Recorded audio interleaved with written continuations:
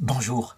L'une des grandes tentations qui a suivi le Saint Concile Vatican II, qui n'en est pas responsable mais qui a existé conjointement à la crise de mai 68 qui suivait les deux guerres mondiales, ça a été, dans une partie du clergé occidental, de croire que la charité consistait à donner aux hommes d'abord et surtout et parfois exclusivement du pain matériel. C'est une tentation que le démon avait déjà portée auprès de Jésus lorsqu'il fut emmené au désert. Et Jésus lui répondit ceci. Cette phrase qu'il trouve dans le Deutéronome chapitre 8 verset 3. L'homme ne vit pas seulement de pain, mais de toutes les paroles qui sortent de la bouche de Dieu. Eh bien, je crois que la vénérable Catherine de Francheville, elle est le témoin que ceci est vrai, que dans une Bretagne misérable où il y a beaucoup de famine matérielle, l'homme ne vit pas seulement de pain, les femmes non plus, qu'on a besoin absolument, comme étant une charité supérieure de la parole de Dieu, de comprendre ce que le Seigneur nous veut. Comment expliquer cela ? Eh bien, c'est assez simple. Il faut pour cela connaître le cœur de l'homme, qui certes a besoin de nourriture fondamentalement, il ne s'agit pas de mourir de faim, mais qu'il y a aussi un besoin d'affection lorsqu'on est petit enfant. Ça, ce n'est pas une nourriture qui sort de la bouche de Dieu, c'est de la tendresse normale que même les animaux donnent à leurs petits. Mais que l'homme a besoin aussi d'enseignements intellectuels et moraux. Et ça, c'est spécifique à l'homme, en particulier la recherche de la connaissance du monde. Mais qu'au-delà de cela, au-dessus de cela, le cœur de l'homme est comme une demeure où Dieu peut habiter et où il explique à l'homme pourquoi il l'a mis sur terre pour un temps. Alors, la vénérable Catherine de Francheville, dans les retraites qu'elle a organisées en Bretagne, elle a véritablement, à travers des dessins, une pédagogie formidable qu'on a appelée les missions bretonnes, elle a donné ça aux personnes de son époque. D'abord, qui est cette petite fille ? Elle est née très exactement le 21 septembre 1620 au manoir de Truoscat, près du golfe du Morbihan, donc dans la région de Vannes. C'est une région qui est célèbre parce qu'elle a reçu, par le hasard de l'histoire, le tombeau d'un grand missionnaire, plusieurs décennies avant, en pleine peste noire, Saint Vincent Ferrier, et qui avait eu, je dirais, la gentillesse de mourir à Vannes, et dont le corps est gardé comme une relique précieuse dans cette région. Il faut dire que Saint Vincent Ferrier, c'est l'homme le plus charismatique qu'on puisse décrire sur Terre. Il avait fait tellement de miracles, il accompagnait sa prédication de feu par tellement de signes, ressuscitant des morts partout, guérissant les malades, qu'il avait profondément réévangélisé la Bretagne. Mais depuis sa mort, évidemment, avec la crise des vocations, la misère, peu à peu, la foi s'était affaiblie en Bretagne. Et on avait même vu certaines personnes retourner aux anciens cultes druidiques, invoquer de nouveau, eh bien je dirais, les forces de jadis, les dieux tutélaires, éventuellement être terrorisés de plus en plus par l'encou, ça veut dire cette mort dont le chariot, on l'entendait vibrer et il annonçait la mort de quelqu'un. Heureusement, en ce qui concerne Catherine, il n'y a pas eu, je dirais, cette pollution de la foi. Ses parents sont profondément croyants.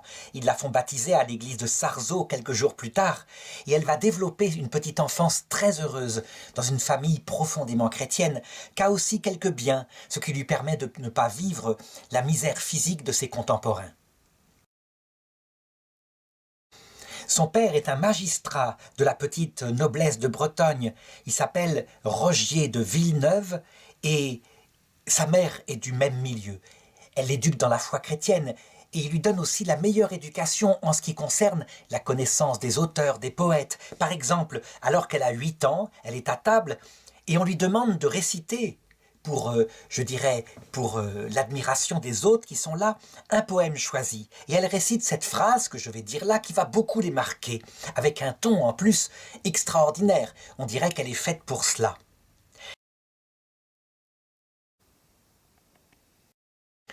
Il faut savoir, il faut ajouter que c'est un public de magistrats qui écoute ce qu'elle va réciter.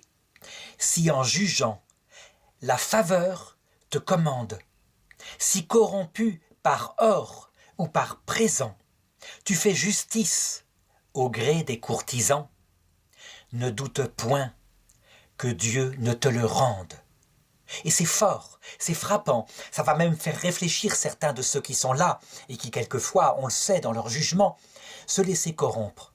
Pourtant, ils avaient un bel exemple en Bretagne avec Saint-Yves, patron des avocats, un homme extraordinaire qui avait appris qu'on ne juge pas en faisant acception des personnes. On connaît peu de choses du reste de son enfance, sauf que, comme beaucoup, elle est partagée entre les luttes qu'il y a en elle. Elle est d'un côté très pieuse, elle aime beaucoup la Vierge Marie, elle prie très souvent dans son oratoire. Et en même temps, quand arrive l'adolescence vers 13-14 ans, eh bien, elle se laisse séduire par les attraits, par le fait qu'elle plaît. Et effectivement, d'abord, elle est d'une famille qui a une grande noblesse, elle a reçu une éducation soignée, elle est très belle, et beaucoup de garçons lui tournent autour pour lui demander sa main dès cette période-là.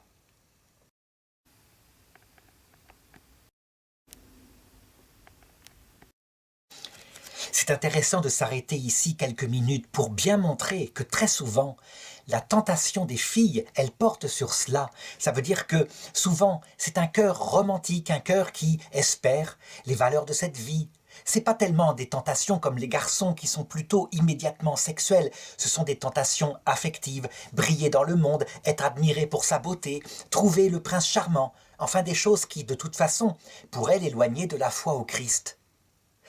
À l'âge de 20 ans, elle tombe brutalement malade. On peut dire que le Seigneur se rappelle à elle parce que c'est quelque chose de très troublant. À cette époque-là, on peut mourir n'importe quand. Ce qui fait que, un peu comme le mercredi des cendres, lorsqu'on met sur le front des pèlerins une croix en disant « Souviens-toi que tu es poussière », eh bien, c'est ce que va lui rappeler le Seigneur. Attention, ta vie est passagère. Les prêtres viennent la visiter. Le prêtre lui dit « Dieu est bon, ma fille. Il vous aime plus encore que vous l'aimez. Il aura pitié de vous, priez-le. » Et elle le prie, elle guérit effectivement, mais ça va être pour elle véritablement comme un avertissement du ciel. À partir de ce moment-là, elle s'éloigne un petit peu de cette vie mondaine pour se rapprocher de ce qui est essentiel, ce qui durera pour l'éternité. En réalité, je l'ai dit, nous avons en nous deux tendances, cette tendance de notre chair qui nous pousse à nous installer sur terre, mais il ne faut pas oublier, j'en ai parlé, cette tendance de notre esprit qui elle, cherche l'éternité. Du coup, elle ne fait pas suite aux demandes de mariage, elle reste auprès de ses parents qui vieillissent peu à peu, elle les soigne avec beaucoup de tendresse. Mais à un moment donné, alors que le temps a passé, et déjà elle a 36 ans, ce qui est un âge bien avancé, mais comme elle a une grosse fortune, évidemment, il y a toujours des prétendants à ce moment-là. Nous sommes en 1656, et son père lui signale que quelqu'un est venu lui demander la permission de la fréquenter. Il voudrait éventuellement lui demander sa main. Et elle hésite, elle se renseigne sur quel est ce jeune homme qui a à peu près son âge, et elle trouve que c'est effectivement un jeune homme très bien. Et donc, elle accepte finalement de le fréquenter un peu, et pourquoi pas, parce qu'elle est en pleine recherche de vocation. Elle se dit que peut-être le Seigneur la veut marier. Elle va pour le rencontrer, elle se rend à Rennes le 23 novembre 1656, et là, elle est stupéfaite quand elle rencontre une voiture qui se dirige vers le cimetière, et on lui annonce que le jeune homme qu'elle aimait, vient de décéder.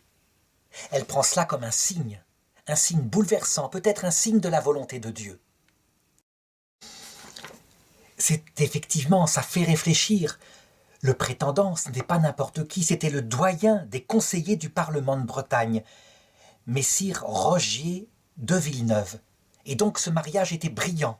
Que faire maintenant? Alors elle se retourne de nouveau vers Dieu en lui demandant des signes pour lui indiquer sa volonté. Elle habite, après la mort de ses parents, elle habite à Vannes désormais, chez une amie, Jeanne Duguay, une femme qui est dévouée, extrêmement dévouée. C'est une très jeune veuve qui a une petite fille et qui passe son temps à visiter les gens très pauvres, à les aider. En une période, il n'y a pas d'aide sociale. Et là, évidemment, Catherine de Francheville se dit « mais c'est merveilleux ce qu'elle fait, c'est un service formidable pour les pauvres, il n'y a pas plus belle charité ». Et donc elle se dit « peut-être que c'est ce que Dieu veut pour moi, que je me consacre ainsi à la grande pauvreté de mes contemporains en Bretagne ». Elle rencontre à ce moment-là un jésuite, un homme qui revient du Canada, On sait que le Canada est en cours d'évangélisation et ça se passe terriblement. Les jésuites ont pris en main en particulier l'évangélisation des Iroquois, mais aussi des Hurons. Il y a beaucoup de martyrs jésuites. Toujours est-il que lui est revenu et il a été nommé recteur du collège Saint-Yves.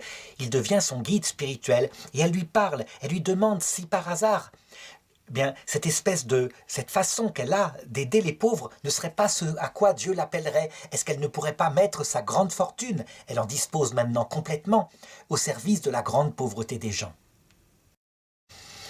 Lui ne sait pas trop quoi lui répondre et lui dit « De toute façon, c'est clair, vous devez faire du bien à ceux qui en ont besoin, vous devez donner à ceux qui ont faim, sinon à quoi sert-il d'être chrétien ?» D'ailleurs, elle sera frappée à 41 ans, en 1661, où elle assiste à un sermon dans la cathédrale qui est tenu par le père Berthelot. C'est un autre jésuite. Les jésuites, à cette époque-là, sont des gens extrêmement fervents.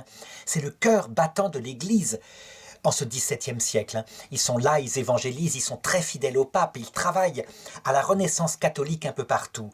Et le sermon porte justement sur l'épître de Saint Jacques. Quand Saint Jacques dit ceci: « Toi, tu as la foi, et un frère vient vers toi, te demande à manger, et tu lui réponds, « Mais je vais prier pour vous. » Et le père jésuite commence en disant, « Montrez-moi votre foi par vos œuvres. » Et c'est important, ça veut dire que manifestement le signe de Dieu lui indique qu'elle doit s'occuper de ce qui est prioritaire en Bretagne, la misère des corps. Elle a une fortune matérielle et donc c'est la misère corporelle, la pauvreté matérielle auquel le Seigneur l'appelle à se consacrer. Le sermon a été si fort et a été accompagné manifestement du Saint-Esprit qui a comme brûlé son cœur qu'elle sort de cette cathédrale avec une décision définitive. Elle ne se mariera pas, c'est trop tard, alors elle se consacrera à Dieu. Et elle va voir ses amis qui se sont dévoués depuis des années et elle leur dit « Voilà, je décide véritablement d'un changement de vie. Une conversion totale, j'ai trouvé ma vocation, je serai maintenant donnée aux pauvres. » Et elle le leur signifie, elle leur dit « Coupez-moi les cheveux pour cela. » Ses amis s'offusquent et disent « Mais ça va pas, tu as des cheveux magnifiques, tu ne peux pas faire ça. Ces cheveux sont ta parure. » Alors elle dit « Je le ferai moi-même. » Et dans un geste qui implique une décision ferme, qui ressemble un peu au geste qu'avait fait saint Ignace de Loyola lorsqu'il avait donné son épée sur l'autel de la Sainte Vierge, qu'il ne l'avait plus portée, ce qui voulait dire qu'il renonçait à être militaire. Elle prend des ciseaux et elle se coupe elle-même les cheveux. Et elle achève son geste de la façon suivante. Les bijoux, les riches bijoux qu'elle a hérités de ses parents, eh bien, elle propose à Jeanne de les lui racheter, de lui donner en échange de l'argent qui lui serviront pour ses œuvres. Son amie accepte, évidemment. Elles resteront amies par la suite, évidemment, mais elles prendront chacun un chemin différent. Donc, Jeanne Duguay continuera à s'occuper des pauvres avec sa petite fille, tandis que Catherine, maintenant, cherche vraiment quelle œuvre le Seigneur veut pour elle.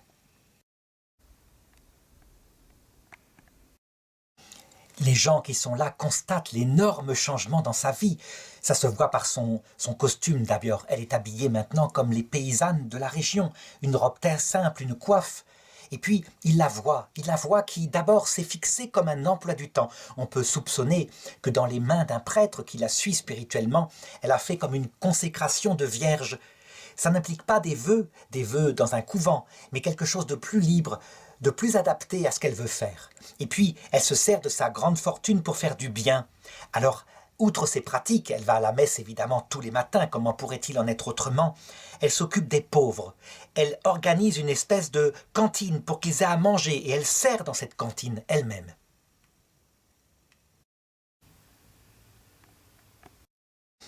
Elle accueille les plus pauvres à sa table comme s'ils étaient le Christ et elle les nourrit véritablement avec ses cuisinières de nourriture délicieuse. Et puis, elle s'occupe aussi d'autres formes de pauvreté, comme par exemple ces jeunes Irlandais qui ont été chassés de leur pays, l'Irlande, par l'invasion de Cromwell. Protestant, c'est l'Angleterre qui sans arrêt maintenant, après avoir attaqué la France pendant la guerre de 100 ans, essaye de s'emparer de l'Irlande et de lui imposer sa religion protestante. Donc, c'est quelque chose de très fort. Elle leur donne des conseils spirituels aussi à ces jeunes pour ne pas qu'ils gaspillent leur vie dans n'importe quelle occupation. Le collège Saint-Yves a besoin d'une chapelle. Alors, elle met une partie de sa fortune pour qu'on aide à bâtir cette chapelle. Et c'est véritablement quelque chose de merveilleux. Les jésuites la remercient énormément. Cette vie-là, cette consécration à Dieu, comme ça, comme laïque consacrée, va durer 4 années. 4 années où elle a cet horaire précis, cette règle qu'elle se donne, et elle en profite aussi parce qu'elle a besoin de connaître son Dieu pour mieux l'aimer. Elle en profite pour lire énormément. Les lectures principales, c'est évidemment les Écritures, ça va de soi, mais aussi un grand docteur de l'Église de son époque, quelqu'un qui a réussi à faire comprendre que la sainteté, le chemin spirituel de la sainteté, n'était pas réservé aux religieuses contemplatives, mais que ce chemin-là était pour tout le monde, y compris pour les laïcs. Je veux parler de saint François de Sales, bien sûr, de ce traité de la vraie dévotion qu'il a écrit et qui a une grande influence sur son temps. Elle lit aussi Sainte Thérèse d'Avila. Sainte Thérèse d'Avila, ce n'est pas n'importe qui, hein. C'est une grande docteure mystique qui explique les cheminements de la vie spirituelle. Pourquoi c'est une grande aide pour elle? Parce que, évidemment, durant ces 4 années, elle va connaître des épreuves intérieures. Et sans l'aide du livre Le Château intérieur de Sainte Thérèse, l'épreuve aurait été beaucoup plus terrible parce qu'elle ne l'aurait pas comprise. Tandis que là, en comprenant avec aussi Saint Jean de la Croix ce que sont les épreuves naturelles auxquelles Dieu nous soumet pour faire grandir notre âme, les choses sont beaucoup plus simples. De manière très analogue, c'est comme si on n'expliquait pas à des jeunes filles qui vont se marier que le grand sentiment amoureux qu'elles ont pour leur fiancé se transformera au bout de 2-3 ans en un quotidien souvent triste. Si on ne leur explique pas que c'est une épreuve normale, de façon à ce qu'elle l'aime, pas seulement pour le plaisir de sa présence, mais pour lui-même, alors c'est une épreuve terrible. Eh bien, c'est exactement la même chose avec Dieu. Et là, elle prend conscience, dans ces 4 années, de la nécessité absolue, de la formation, de l'intelligence, qu'on en a besoin, qu'on ne peut pas nourrir seulement les corps, sinon on laisse les âmes dans une famine spirituelle intense. Et c'est à cette époque-là, avec cette expérience qu'elle a acquise, que va se passer la rencontre décisive qui va lui indiquer quelle est sa vocation. En effet, l'évêque de Vannes a appelé un jésuite qui s'appelle le père d'Aran, un prêtre extraordinaire qui est attentif aux missions qu'il faut prêcher auprès du peuple de Dieu, le peuple des campagnes. Il y a un peu quelqu'un comme, je dirais un peu plus tard, saint Louis-Marie Rignon de Montfort, qui prêchera aussi la Vierge Marie et le Christ partout, auprès des âmes les plus pauvres. Ces missions qu'on appelle les missions bretonnes sont évidemment réservées en priorité aux hommes. Mais le père d'Aran, qui est très intelligent, se rend compte que c'est lamentable, qu'on ne s'occupe pas du tout des âmes des femmes qui ont tout autant besoin de connaissance du Christ et de formation que les âmes des hommes. Le père Ubi est le moteur spirituel évidemment de cela, avec le vicaire général, M. de Kerlivio, et il écrit à propos des retraites. Les personnes qui se présentent pour la retraite appartiennent à tous les âges et à toutes les conditions. Des jeunes curés viennent pour apprendre à bien gérer leur paroisse, les prêtres avant de commencer à confesser, des prédicateurs avant leur mission de prédication, les officiers de justice qui viennent de recevoir leurs charges avant de commencer à les exercer, des jeunes et des étudiants à la recherche de l'état de vie auquel Dieu les appelle. Les parents apprennent ici comment élever leurs enfants. Ce prêtre-là est génial, en plus il a une pédagogie tout à fait adaptée. Il sait que c'est un peuple qui sait très peu lire, alors il s'est fabriqué une espèce d'iconostase avec des tableaux qu'il a fait peindre, des tableaux qui mettent en scène plusieurs choses qu'il indique par sa prédication. Il peut ainsi se servir de ses dessins pour mieux l'illustrer, et ça marche.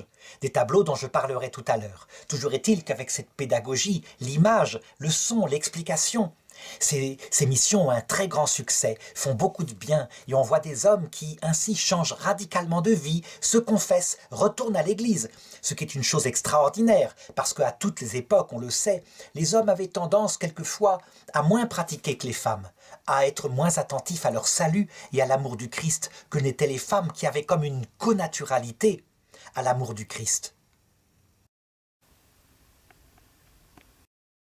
Alors je voudrais donner un exemple très concret de cette manière de prêcher, afin que chacun comprenne. Il le dit, regardez, nous sommes un peu le temple, et dans ce temple il y a un cœur battant. Un cœur, c'est une demeure où doit normalement habiter Dieu. Et que se passe-t-il? Eh bien, on constate que nous remplissons notre cœur par toutes sortes de vices. Par exemple, nous centrons notre vie, dit-il, sur les choses de la table et d'autres choses, des plaisirs parfaitement égoïstes, des vanités. En fait, regardez votre cœur. Qui y habite? Vous croyez que ce sont les vanités? En fait, le personnage noir qui est au centre du cœur, c'est le diable. Il a pris possession de votre cœur, il y habite, il en fait sa demeure. Ainsi, le temple de Dieu devient le temple des idoles. Et le Père continue sa prédication en passant à un dessin suivant. Il dit « Regardez, quand vient habiter dans votre cœur le Fils de l'homme, celui qui s'est fait homme et qui est notre Dieu, alors il prend tout l'espace, à condition que vous lui laissiez la place. Et sa présence dans votre cœur aussitôt chasse le démon, et tous les vices disparaissent. Et vous retrouvez l'équilibre. Au lieu de chercher la gloire, vous trouvez une valeur, une puissance, à travers la charité que vous faites, et vous vous aimez vous-même parce que vous avez fait le bien. À la place de chercher de l'argent pour mettre votre vie dans la sécurité, le Seigneur vous donne l'espérance, la certitude que de l'autre côté de cette vie, il vous accueillera, il vous bénira.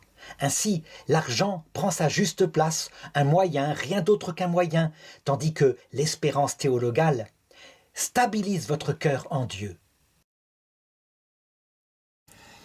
Les effets d'une telle prédication si simple, qui en plus est suivie ensuite de la confession, on part d'un nouveau départ, eh bien provoque de véritables conversions. Beaucoup d'hommes vont voir ce prêtre et lui proposent de se mettre à son service, éventuellement de consacrer entièrement leur vie à Dieu.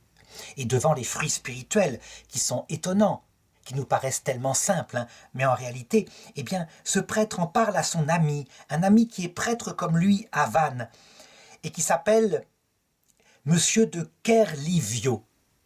Évidemment, Monsieur de Kerlivio, lui, il connaît Catherine, il lui en a parlé aussi. Elle n'a pas assisté elle-même à ses retraites, mais elle suit avec beaucoup d'intérêt ce qui se passe, et elle se dit que c'est effectivement quelque chose de fantastique. Il faudrait créer une sorte de maison consacrée à des retraites spirituelles, pour les hommes d'abord. Mais Catherine ajoute, et pour les femmes, pourquoi pas pour les femmes? Les âmes des femmes valent tout autant. Donc il faudrait de l'argent, et elle en a de l'argent, pour faire ces maisons de retraite.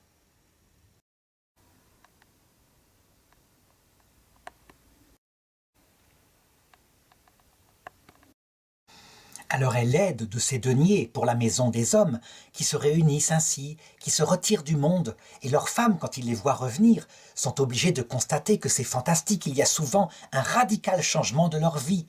Ils s'éloignent des vices comme l'alcool, ce fléau qui évidemment ravage la vie de famille à cette époque-là, mais aussi d'autres choses comme la prostitution, etc. Nul ne peut le nier. Catherine, quant à elle, elle prie dans son cœur, elle prie, et véritablement, à un moment donné, elle n'y tient pas. Elle va voir le prêtre, et elle lui dit, il faut faire la même chose pour les femmes. Le prêtre lui dit, mais comment réaliser une chose comme ça? C'est tellement nouveau, une prédication pour les femmes. Est-ce que ce sera accepté à cette époque où, très souvent, quand même, il faut le reconnaître, ce sont surtout les hommes qui sont mis en avant? Et elle répond au père d'Aran, mais j'ai réfléchi, ma maison elle-même sera la maison de retraite, pas besoin d'autre chose, ma maison sera à disposition.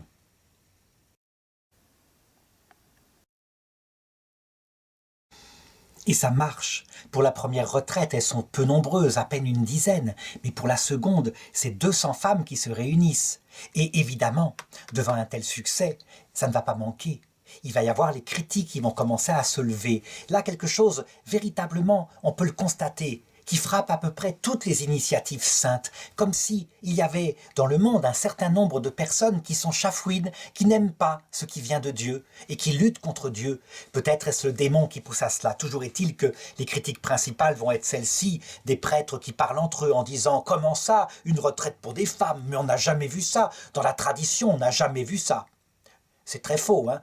Évidemment que les femmes ont reçu des retraites, des prédications de retraite. Et puis un autre qui critique en disant « Et en plus, regardez, c'est organisé chez Mademoiselle de Francheville, elle est même pas religieuse, c'est une laïque. » Mais c'est quoi l'apostolat des laïcs? C'est vrai qu'il faudra le Concile Vatican II pour en parler directement et explicitement. À cette époque-là, c'est un choc parce que, tout simplement, les prêtres s'accaparent finalement la mission prédicatrice. Et il faut des femmes fortes comme Sainte Thérèse d'Avila qui passent outre, contournent et qui sont capables de prêcher, mais principalement d'abord à ses propres sœurs dans son couvent, avant que ses livres ne fassent d'elle une docteure de l'Église. Mais elle sera proclamée docteure de l'Église uniquement au XXe siècle, avec d'ailleurs Sainte Catherine de Sienne, avec Sainte Thérèse de l'Enfant Jésus, et ensuite au XXIe siècle, Hildegard von Bingen.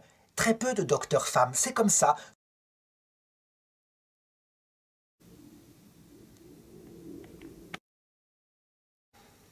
Ce sont, on peut le dire, des stéréotypes, c'est un langage moderne, mais là, pour le coup, c'est réel. Alors, les actions de ce qu'elle a fait, évidemment, sont mises en danger, d'autant plus qu'à un moment donné, l'évêque, qui lui, au contraire, a trouvé ces initiatives très intelligentes, s'absente. Et du coup, le prêtre, qui est son vicaire général, qui le remplace pendant son absence carrément, émet un décret qui interdit les retraites de femmes, tout simplement. En plus, grand malheur, le père d'Aran, qui les a prêchés, meurt à cette époque-là. Catherine de Francheville, elle aurait pu renoncer en disant « j'obéis », etc. L'obéissance dans ce cas-là, il faut bien le reconnaître, il faut l'accepter, mais paisiblement. Certainement qu'il y a de la part de ce prêtre un péché, c'est une évidence. Donc attention de ne pas mettre au-dessus de tout la vertu d'obéissance. La vertu d'obéissance est fondée sur l'intelligence et sur la charité, c'est du bon sens. Alors, toujours est-il que, pour contourner, elle en parle aux religieuses ursulines qui sont ses amies dans le couvent à côté, et elle leur indique que si elles veulent bien accueillir les retraites, ça serait une manière de contourner ce prêtre. Et elles acceptent immédiatement, sans aucun problème. Elles connaissent bien Catherine de Francheville, donc elles la suivent. Pendant l'absence de l'évêque, les retraites sont donc organisées, et puis elle suit les jésuites missionnaires qui passent dans les campagnes. Et là, elle coopère à leur œuvre. Eux sont extrêmement modernes, extrêmement intelligents, et donc elle peut recevoir les femmes avec d'autres compagnes, et puis être de bons conseils, être un petit peu d'une directrice spirituelle quelque part pour leur âme. Des conseils que les hommes eux-mêmes ne connaîtraient pas, ils ne connaissent pas aussi bien que les femmes l'âme d'une femme. Alors, quand elle revient de cette mission, avec évidemment la certitude que c'est formidable, que ça nourrit les âmes de ces femmes, elle en parle à son père spirituel, qui est le père Huby. Et elle lui dit « Je crois que maintenant, pour l'efficacité de l'œuvre de Dieu, j'abandonnerai complètement l'œuvre aux Ursulines. » Le père d'Huby lui dit « Mais tout de même, c'est vous qui l'avez fondée. Est-ce que ce n'est pas difficile de vous passer de ce qui est votre œuvre au départ ?» On le voit, il a une attitude très noble, très juste, qui est très différente de ce que vivra en Bretagne Sainte Jeanne Jugan. On le sait, qui elle aussi avait fondé, beaucoup plus tard, une œuvre pour aider les personnes âgées, des sortes de maisons de retraite. Et le prêtre, au lieu de reconnaître que c'est elle qui l'avait fondée, lui volera son œuvre pendant 40 ans et la mettra pendant 40 ans au ménage et à la mendicité pour gagner des sous pour la maison de retraite, avant qu'on ne lui rende justice à la fin de sa vie. Le père Huby n'est pas du tout comme cela, il ne veut pas accaparer, mais ce que lui répond Catherine de Francheville, c'est que ça n'a pas d'importance. Ce qui compte, c'est l'œuvre de Dieu, que ça marche, et tant pis pour elle. Ça, c'est vraiment la marque de Dieu.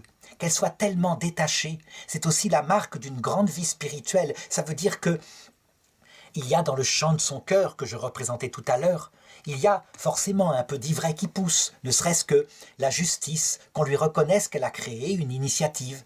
Eh bien manifestement, le Seigneur a tellement pris la place que l'ivraie de la vanité a été arrachée, a disparu. Ça n'arrive, il faut le reconnaître, Sainte Thérèse d'Avila le raconte dans son château intérieur, que quand on a beaucoup souffert, qu'on a touché sa propre misère, et donc on peut imaginer que durant les 4 ans de sa retraite spirituelle, avant qu'elle n'initiative cette œuvre, elle a dû vivre une nuit de l'esprit et être en phase avec la volonté de Dieu, ne cherchant pas son propre intérêt, mais uniquement l'intérêt des autres. En tout cas, ce qu'il faut remarquer par rapport à l'initiative de cette vidéo, c'est qu'elle ne vise plus simplement la misère matérielle. quand il y a des besoins matériels, et évidemment, elle les met en premier.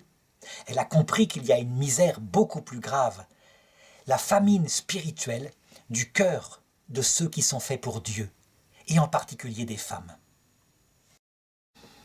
On dit souvent que les œuvres de Dieu, justement, doivent être salées par la croix. La croix, elle manifeste la qualité du cœur de celui qui les a fondées, et en particulier de Catherine de Francheville. Qu'est-ce qui se passe? Eh bien, c'est très simple. Les ennemis de cette nouveauté, les retraites de femmes, vont trouver l'évêque, qui est maintenant de retour. Et d'ailleurs, il y a eu un nouvel évêque à Vannes. Il entend parler, uniquement par les oui-dire, il ne fait pas d'enquête lui-même. Jésus avait pourtant mis en garde contre cela. As-tu su, toi, de toi-même, ou l'as-tu entendu d'un autre? Toujours est-il qu'on l'embobine, et il prend la décision d'interdire strictement les retraites des femmes. C'est quelque chose d'impudique peut-être, je ne sais pas ce qu'il se dit. Toujours est-il que le père général des jésuites lui-même interdit à ces pères jésuites d'organiser ces retraites de femmes. Alors est-ce qu'on leur a dit qu'il y avait de l'impureté, que quelque chose se passait mal, que c'était des clubs de discussion, je n'en sais rien. Toujours est-il que cet obstacle est stupéfiant. Catherine aurait pu se décourager, elle ne se décourage pas du tout. Elle va trouver des prêtres qu'elle connaît, qui sont ses amis, qui eux sont convaincus que c'est une chose excellente. Et ces prêtres-là, ils sont suffisamment intelligents, ils connaissent la nature des hommes et la nature de cet évêque. À savoir, en réalité, il a agi comme ça superficiellement, et le général des jésuites, pareil. Il suffit très souvent de faire intervenir une dame de qualité, de haute noblesse, et souvent la décision est changée, et c'est ce qu'ils vont faire. Ils se disent entre eux, voilà, Madame d'Argouges, qui est l'épouse du premier président du Parlement de Bretagne. On la connaît bien, elle vient à nos messes, il faut aller la trouver, pour qu'elle intervienne auprès de l'évêque de Vannes. Et on verra ce qui se passera. Donc ils vont la trouver, et elle accepte immédiatement de se faire intermédiaire. Elle prend sa plus belle plume, et donc, du haut de son entre-gens, parce qu'elle est la femme de ce haut magistrat, elle écrit à l'évêque, et ça marche aussitôt. L'évêque change d'avis, et tout d'un coup, les autorisations reviennent.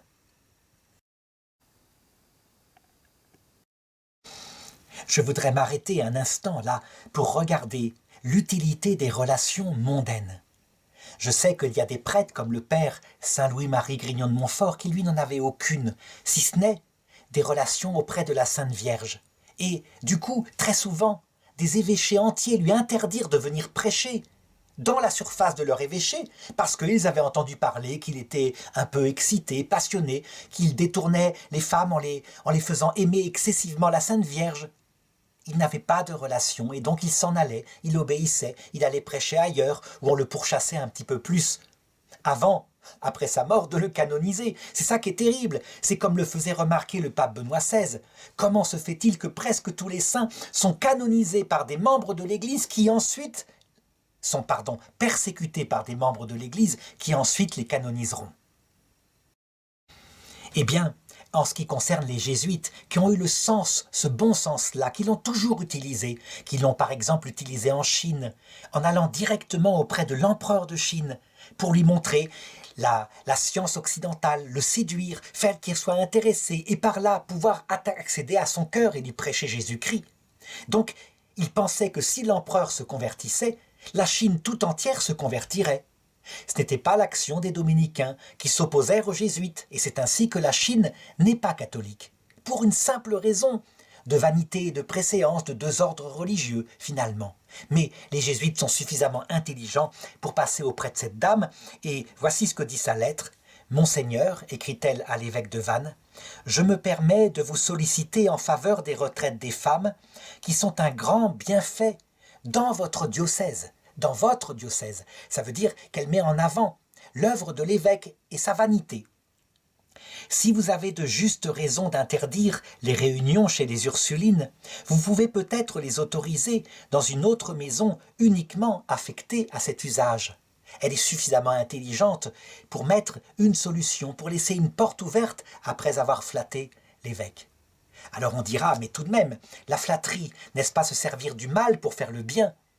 Peut-être, mais le Seigneur lui-même avait-il pas dit « Servez-vous du malhonnête argent pour faire l'aumône, afin de réunir auprès de vous toute une série de gens qui prieront pour vous, parce que lorsque vous arriverez de l'autre côté et vous n'aurez plus d'argent, alors Ils vous introduiront dans les tentes éternelles, ces gens que vous aurez aidés en priant pour vous. Et pour ceux qui ne connaissent pas ce texte, qui n'est jamais commenté dans les paroisses, eh bien on le trouvera en Luc chapitre 16, verset 9. Et donc ça marche, et monsieur de Kerlivio, le curé d'une petite paroisse, la paroisse du Méné, leur dit « J'ai un local important, une grosse salle dans ma paroisse, je vous la mets à disposition. Vous viendrez avec ma cousine qui s'appelle Marguerite de Kerderf, et toutes les deux, vous commencerez les œuvres des retraites pour les femmes. » Et elle accepte immédiatement, et elle le dit « Oui, j'ai compris qu'il y a une pauvreté plus grande que la misère physique, c'est de ne pas connaître Dieu, et donc de ne plus l'aimer. » Très vite, d'autres jeunes femmes les rejoignent, des femmes qui sont efficaces, qui savent parfaitement cuisiner, parce qu'il faut comprendre, un centre de retraite, les femmes qui sont là ne doivent pas travailler, elles doivent suivre les prédications, se retirer dans le silence. Il y a toute une organisation de cela, et donc il faut des personnes dévouées qui leur fassent la cuisine, pour qu'elles puissent manger au repas. Et donc il se présente plusieurs jeunes femmes, dont Olive des Mulcho, et puis Jeanne du Hou, qui arrivent ainsi et qui viennent les seconder efficacement. Et là, on peut parfaitement se représenter ce que sera cette première retraite le 4 décembre 1674, avec 11 participantes inscrites. La maison, elle est tout à fait comme le font habituellement les femmes, elle est propre, elle est fleurie, elle est accueillante, elle est ensoleillée. Véritablement, il y a quelque chose que les hommes ne savent pas faire, eux, mais que les femmes savent parfaitement faire. Elles le font habituellement dans leur foyer. Elles sont l'âme du foyer, et là, elles vont être l'âme de cette maison de retraite. Alors au début, elles font appel à des pères carmes. Les carmes, ce sont des hommes qui sont consacrés à la vie contemplative et qui sont extrêmement spécialistes de l'oraison. Et puis ensuite, de nouveau, ce sont les jésuites qui viennent pour les remplacer. Et donc, ils prêchent la retraite. Et ensuite, par petits groupes, eh bien, les femmes elles-mêmes qui sont là, dont Catherine, eh bien, donnent des enseignements aux femmes, approfondissent les choses, se servent encore une fois, comme ça avait été fait pour les missions bretonnes, de petits dessins, en particulier des dessins des chœurs.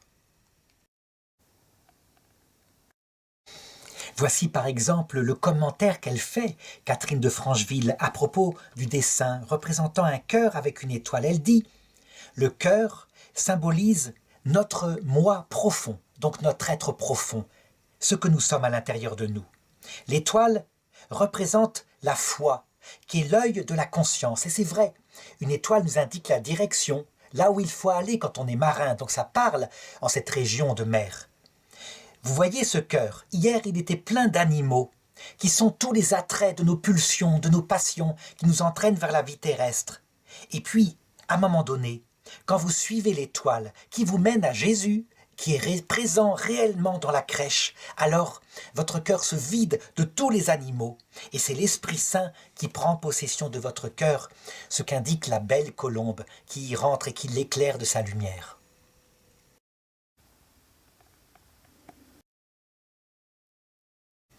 Alors ces retraites durent plusieurs jours, elles sont accompagnées de temps d'oraison, de chapelets, et puis aussi on fait des processions à travers la paroisse ou dans le jardin pour prier, on médite sur l'évangile, etc. Bref, on en ressort transfiguré, comme si la lumière de l'intelligence augmentait l'amour du cœur et donnait sens à la vie.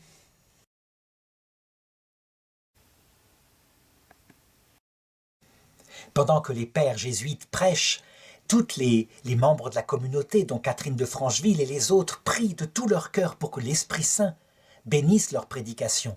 Si l'Esprit Saint ne vient pas, il n'y aura pas d'effet dans le cœur, mais s'il vient, le cœur de ces femmes sera tout brûlant et sera converti à jamais. Et puis le soir, on médite sur la passion de notre Seigneur. Ça, c'est le cœur des cœurs de l'Évangile.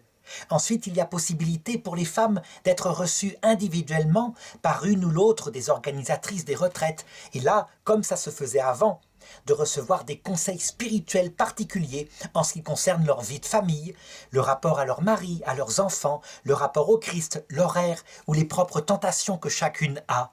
Donc, des entretiens individuels extrêmement profonds et extrêmement fructueux. Quand arrive le dernier jour de la retraite, les femmes sont évidemment complètement remontées pour l'amour de Dieu et on les prévient, on leur dit attention, ce sera peut-être un feu de paille. Dans quelques jours, vous n'aurez plus envie de prier, vous retournerez dans votre quotidien. Alors souvenez-vous, et on leur donne des petites images pour que toujours cette ferveur reste là. Évidemment, on constate que ça marche de manière excellente et donc avec les dames et avec les prêtres pères spirituels, on se réunit pour savoir ce qu'on pourrait faire pour carrément organiser ça et que ça perdure aussi. Alors on réfléchit. Certaines se disent, est-ce que nous ne devrions pas devenir religieuses avec les 3 vœux? Et d'autres répondent, mais non, on ne pourrait pas, on n'aurait pas cette liberté. Avec les 3 vœux qui nous coinceraient dans une règle et en particulier des offices, etc. Il faut être beaucoup plus souple. Et là, on commence à dire, mais regardez, par exemple, les filles de Monsieur Vincent, Saint Vincent de Paul, elles sont une règle tout à fait libre, elles ne sont pas cloîtrées, bien au contraire. Ce que n'a pas pu faire, rajoute quelqu'un, les filles de notre père Saint François de Sales, elles ont une règle qui les maintient à la maison. Et c'est vrai, les visitandines ne peuvent pas sortir. Et donc, on se dirige peu à peu, en réfléchissant avec leur père spirituel, vers une forme de vie très souple. L'une dit, mais pourquoi est-ce qu'on ne porterait pas un costume religieux avec un grand voile? Ah non, non, non, ce serait trop. Il faut être plutôt femme parmi les autres femmes. Et je dirais, regardez le costume de Madame de Francheville, ce costume très simple de femme de la région. C'est ça qu'il nous faut, avec le bonnet, comme elle a. Et donc, on se met d'accord là-dessus. Et Catherine de Francheville, qui assiste à ces réunions, leur dit « Et si nous nous appelions les filles de la Sainte Vierge ?» Et tout le monde est d'accord pour cela. Évidemment, elle, c'est un peu la maîtresse de ce projet parce qu'elle a l'argent, elle a les fonds.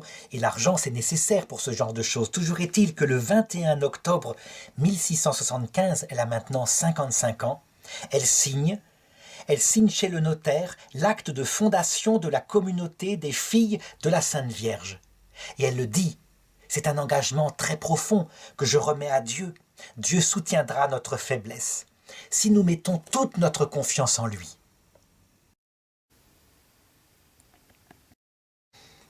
Évidemment, une telle œuvre, tellement profonde, tellement efficace, tellement merveilleuse pour les femmes, eh bien, va peu à peu attirer d'autres fondations. Par exemple, en 1677, voici qu'une jeune femme qui s'appelle Claude Thérèse de Kerménau, elle vient depuis Quimper, elle a entendu parler des retraites, elle voudrait suivre la retraite et qu'elle ne soit pas réservée qu'aux habitants de Vannes. On l'accepte évidemment immédiatement. Et là, pendant cette retraite, elle reçoit des grâces extraordinaires. Elle prie et elle le dit. Le Seigneur me donnait tant de grâces pendant ces jours de silence. Seigneur, comme j'aimerais que les femmes de Quimper puissent aussi bénéficier de semblables retraites. Éclairez-moi, mon Dieu. Et elle prie ainsi. Elle en parle ensuite au prêtre. Et le prêtre lui dit, mais c'est une excellente idée. Le problème, c'est que c'est matériellement comment l'organiser.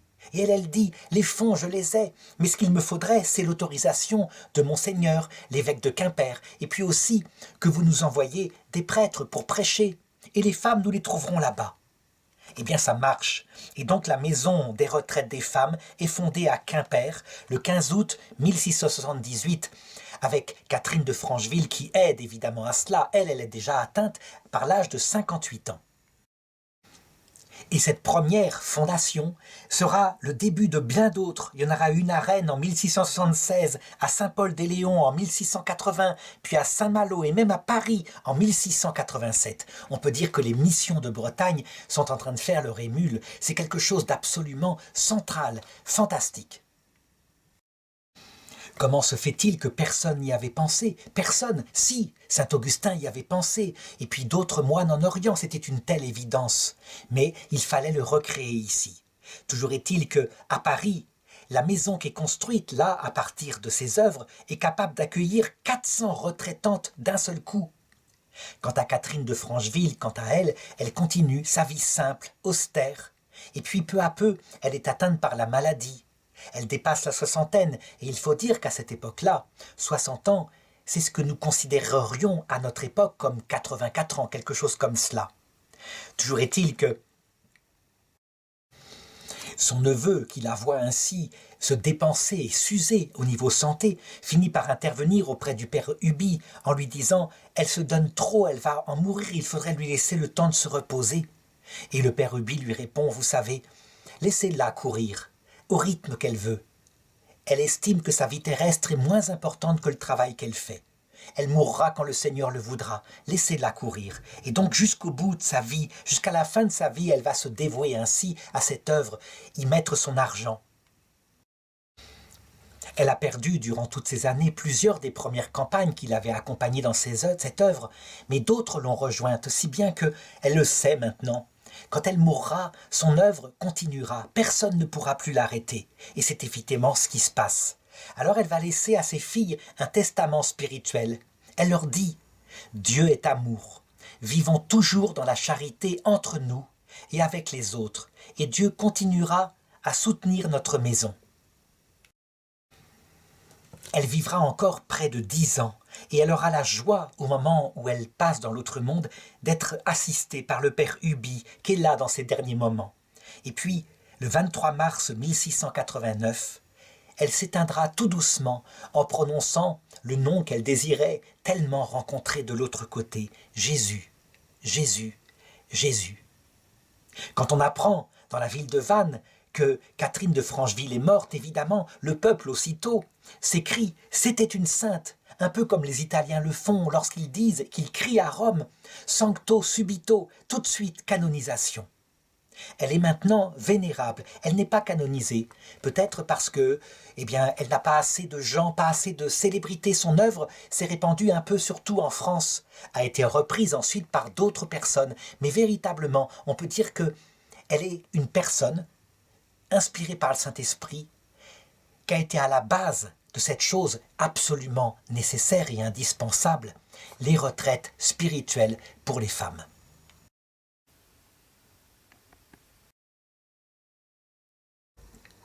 Après la mort de Catherine, les sœurs de la retraite, qu'elle avait appelées les sœurs de Notre-Dame, continueront l'œuvre. Elle se répandra au XVIIIe siècle à travers des retraites spirituelles. Elles approfondiront la foi chez les adultes. Elles seront ensuite détruites, évidemment, par la Révolution française. Durant la grande terreur de la Révolution française, les sœurs des retraites auront même leur martyr, en l'occurrence Victoire Conon de Saint-Luc, demoiselle de la retraite de Quimper qui meurt sur l'échafaud le 19 juillet 1794, après avoir peint et brodé les images du Sacré-Cœur, qui avaient été interprétées évidemment par les révolutionnaires comme si elle faisait partie des chouans. Et elle part vers ce martyr en laissant une lettre à Charlotte de Marigot, une de ses compagnes. « Avant de partir, pour ce long et terrible voyage, ma chère Charlotte, je veux vous dire un dernier adieu.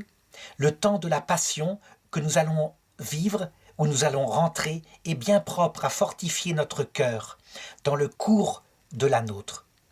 Nous pouvons dire que nous commençons à être vraiment disciples de Jésus-Christ, puisque nous donnons une part particulière à sa croix. Dieu me fait la grâce d'être gai, paisible, tranquille. »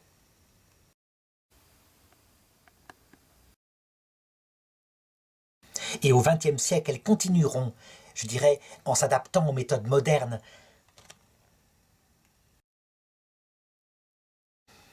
Il y aura évidemment le passage à vide dans les années 60-70 avec, je dirais, cette tentation de tout centrer d'abord sur le développement matériel et pas en premier lieu sur le développement spirituel des peuples. Mais c'est une chose qui passe avec une génération qui était un peu centrée là-dessus. Et la spiritualité revient un peu partout dans les sœurs des retraites.